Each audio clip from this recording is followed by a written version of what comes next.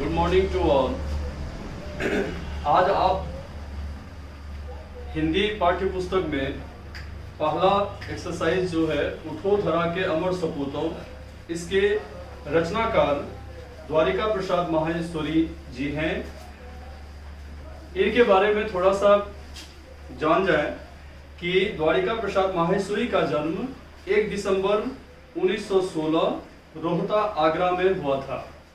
इन्होंने कई काव्य संग्रह की रचना की, खंड काव्य और बाल साहित्य की पुस्तकें तथा कई कथा संग्रह भी लिखे हैं। इस कविता में आप ये जानेंगे कि आजादी के बाद किस प्रकार हम नवयुग का निर्माण कर सकते हैं। दूसरा, प्रकृति में निरंतर होते परिवर्तन हमें नव निर्माण की प्रेरणा देते हैं।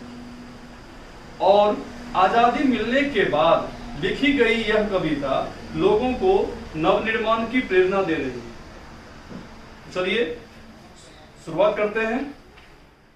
उठो धरा के अमर सपूतों, पुनः नया निर्माण करो, जन जन के जीवन में फिर से नव स्फूर्ति नव प्राण भरो। कह रहा है कि ए धरा के अमर सपूत, उठो जागो और फिर से ये नवयुग का निर्माण करो। जन जन के जीवन में फिर से जितने भी लोग हैं उसके जीवन में फिर से एक नई स्फूर्ति, ताजगी और नई प्राण भरने का प्रयास करो। फिर दूसरी पंक्ति है, नई प्रात है, नई बात है, नई किरण है, ज्योति नई है, नई उमंगे, नई तरंगे, नई आस है, सांस नई है।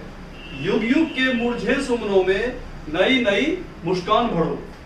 उठो धरा के अमर सपूतों, पुनः नया निर्माण करो। ये कह रहा है कि सुबह भी नई है और बात भी नई है, किरण भी नई है, ज्योति भी नई है और उमंगे भी नई है, तरंगे भी नई है। तरंग मतलब लहर। नई आस है, आशाएं भी नई है, सांस भी नई है। इसलिए युगों युगों से जो फूल, सुमन मतलब फूल, जो फूल युगों युगों से मुरझाए हुए हैं उसमें एक नई नई मुस्कान भरने का प्रयास करना है। इसलिए कहा है कि ऐ धरा के अमर सपूत, उठो जागो और फिर से इस नवयुग का निर्माण करो। समझ में आ गया? अब फिर आगे बढ़ते हैं। डाल डाल पर बैठ विहग कुछ नए स्वरों में गाते हैं, गुनगुन गुनगुन करते भोरे मस्त उधर मंडराते हैं। नवयुग की नूतन बीना में नया राग नवगान भरो। उठो धरा के अमर सपूतों, पुनः नया निर्माण करो। कह रहा है कि डाल डाल पर बैठी पक्षियां वह अपने नए स्वरों में गाती है और गुनगुन गुनगुन करते भोरे, यानी गुनगुनाते हुए भोरे जो है वो मस्त होकर इधर उधर मंडराते हैं। इस नवयुग की इस नूतन बीना में हमें नई राग और नई गान भरना है। इसलिए कहा गया है कि उठो धरा के अमर सपूतों, पुनः नया निर्माण करो। अब देखिए आगे, कली कली खिल रही इधर वह, फूल फूल मुस्काया है, धरती माँ की आज हो रही नई सुनहरी काया है। कह रहा है कली कली खिल रही इधर वह, फूल फूल मुस्काया है। जो फूल सदियों से मुरझाए हुए थे उसमें कली अब जो है वो खिल गई है और वह कली अब फूल होकर के वह मुस्कुराया है। इसलिए ऐसा प्रतीत होता है कि धरती माँ की आज एक नई सुनहला एक काया है। काया मतलब शरीर है, शरीर का निर्माण हुआ है। फिर आगे देखिए, नूतन मंगलमय ध्वनियों से, मतलब नई मंगलमय ध्वनि से गुंजित जग उद्यान करो, गुंजायमान करो, इस संसार को खुशियों से भर दो। इसलिए कहा गया है कि उठो धरा के अमर सपूतों, पुनः नया निर्माण करो। आगे है, सरस्वती का पावन मंदिर, शुभ संपत्ति तुम्हारी है। तुम में से हर बालक इसका रक्षक और पुजारी है। सत सत दीपक जला ज्ञान के, नवयुग का आह्वान करो, उठो धरा के अमर सपूतों, पुनः नया निर्माण करो।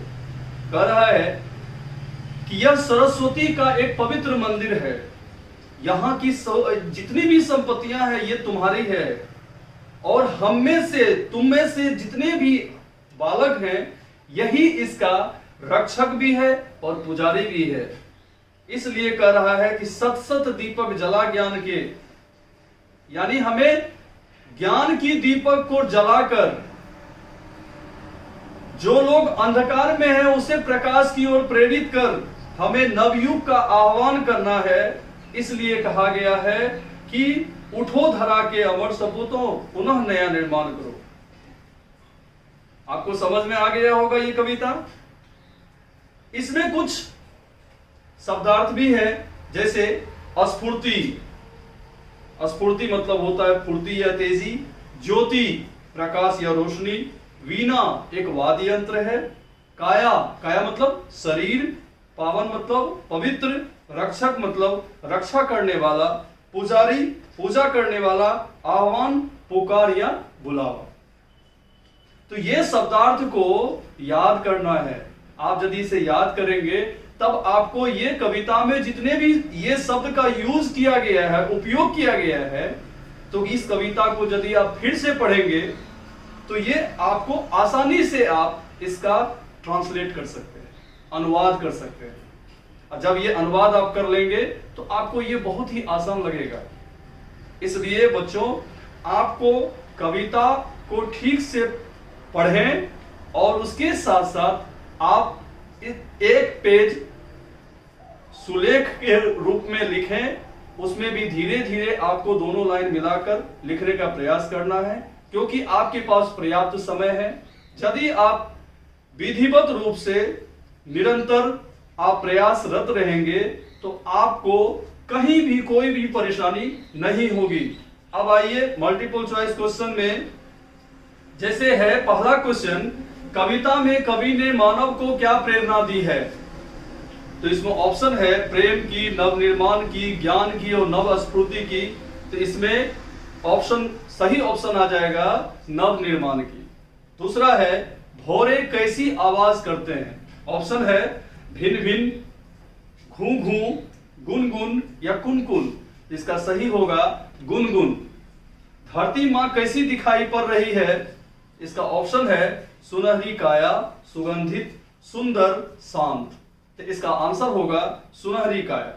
उसी तरह से संसार रूपी उद्यान कैसी ध्वनियों से गुंजित हो रहा है? तो ऑप्शन है तीव्र, मंद मंद, नूतन, मंगलमय या चिर सुगंधित। इसका ऑप्शन आ जाएगा नूतन मंगलमय। पांचवा ऑप्शन है पांचवा क्वेश्चन है कवि ने किस दीप को जलाने के लिए कहा है?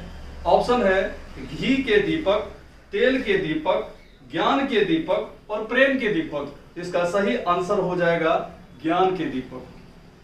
समझ में आ गया? अब देखिए, सबसे पहले आपको यह गृह कार्य में लिख लेना है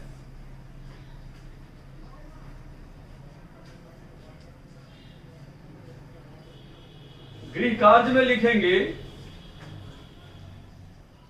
पहला कविता याद करें। दूसरा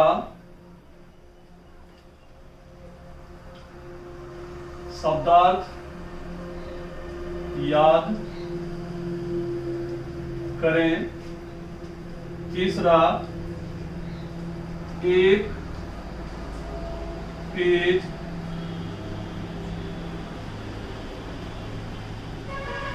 सुलेख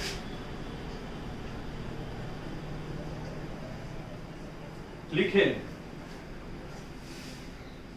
ये काम आपको करना है कि आप याद करने के साथ साथ यदि एक पेज सुलेख लिख लेंगे तो आपके लेखन कला भी, जो आप मिस्टेक करते हैं लिखने में, आपको कहीं हर्षिकार दुर्घिकार के जो प्रॉब्लम है वो समाप्त हो जाएगा।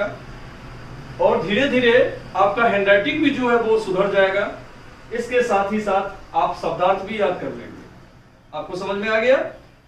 अब देखिए कुछ है, नेक्स्ट पेज निकालेंगे, पेज नंबर 12। इसमें दिया हुआ है कि विलोम शब्द चुनकर सही स्थान पर लिखिए। जैसे ऊपर में कुछ वर्ड लिखे हुए हैं, भक्षक, निराशा, पुरानी, अशुभ, संध्या, निर्जीव, विपत्ति, आलस्य, गगन, मरण, निर्मल और अज्ञान। तो जैसे नई है तो इसका विलोम लिख देंगे पुरानी, संपत्ति का लिख देंगे विपत्ति, प्रातः का लिख देंगे संध्या, सबल का लिख देंगे निर्बल, शुभ का लिख देंगे अशुभ, स्फूर्ति का लिख देंगे आलस्य, ज्ञान का लिख देंगे अज्ञान, ठीक, और जीवन का लिख देंगे मरण, रक्षक का लिख देंगे भक्षक, आशा का लिख देंगे निराशा, सजीव का लिखेंगे निर्जीव, धरा का लिखेंगे गगन। समझ में आ गया? दूसरा है पर्यायवाची शब्द लिखें। पर्यायवाची शब्द में लिखेंगे प्रातः का प्रभात और सवेरा।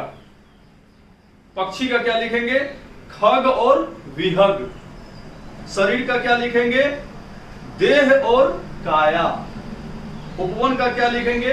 बाग और उद्यान। फूल का क्या लिखेंगे? पुष्प और सुमन। धरती का क्या लिखेंगे? तो आप भूमि भी लिख सकते हैं, धरा भी लिख सकते हैं।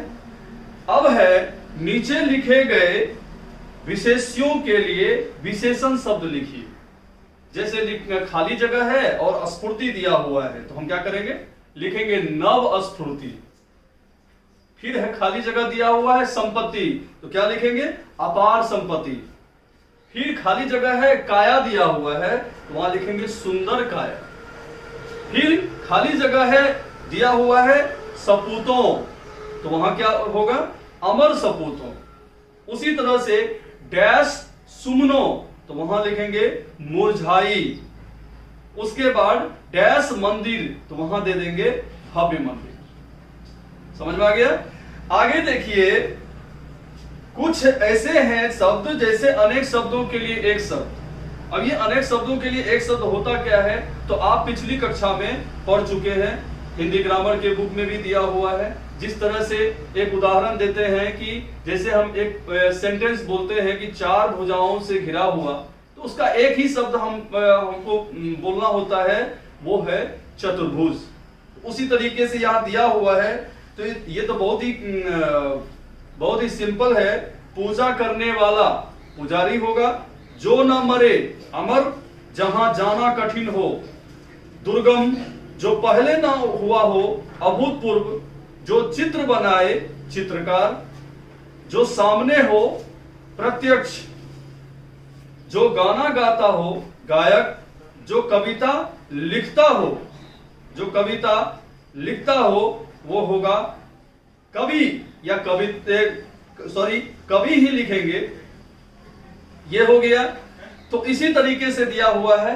आप ये ग्रामर पर्सन जो भी आपका बुक में पेज नंबर 12 में दिया हुआ, इसका सारा डिटेल हम दे चुके हैं। इस डिटेल को आप अच्छी तरह से, यदि आपके पास बुक है तो आप बुक में फिलअप कर ही लेंगे। लेकिन एक चीज का ख्याल रखना है कि जब भी आप किताब में कुछ भरेंगे तो पेंसिल से भरेंगे, क्योंकि किताब में कलम से लिखना अच्छी बात नहीं है। आप पेंसिल से अच्छे से लिखेंगे, कोई वर्ड मिस्टेक ना हो, इसका ख्याल रखेंगे। तो बच्चों, आपको मल्टीपल चॉइस क्वेश्चंस और ये पेज नंबर 12 में जितना भी ग्रामर पर्सन दिया हुआ है, इसको हमने बता दिया है। अब आपको इसके साथ ही साथ ये पोएम के साथ साथ वर्ड मीनिंग के साथ साथ आपको एक पेज सुलेख भी लिखना है। समझ में आ गया? इतना आप कीजिए, फिर नेक्स्ट क्लास में हम आगे की प्रक्रिया बताएंगे कि आगे क्या करना है।